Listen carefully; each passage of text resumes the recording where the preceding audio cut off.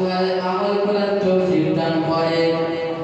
আল্লাহুল আলামিন। আল্লাহ আজকে মাহফিলকে যারা শ্রম দিয়েছে, বুদ্ধি দিয়েছে, বিবেক দিয়েছে, টাকা দিয়ে, অর্থ দিয়ে, নিজের শ্রম দিয়ে আজকের সহযোগিতা করেছে, আল্লাহ সমস্ত সহযোগিতাটা আপনার দরবারে কবুল করুন।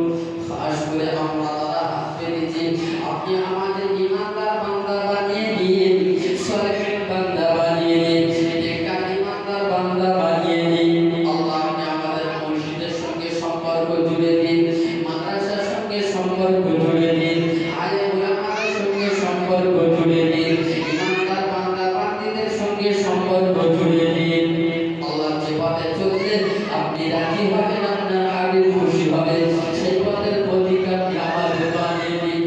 যে পথে চলতে আপনি নারাজ হবেন, আপনার আগে অসন্তুষ্ট হবে, সেই পথে আল্লাহ আপনি হেফাজত করে দিন। আল্লাহ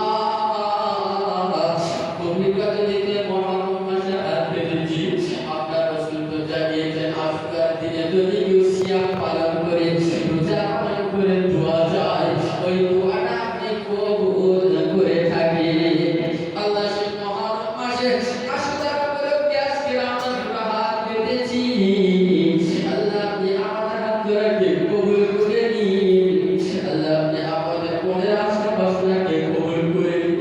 আল্লাহ আপনি আমাদের জান মাল আপনি ইজ্জতকে আল্লাহ আপনি হেফাজত করে নিন।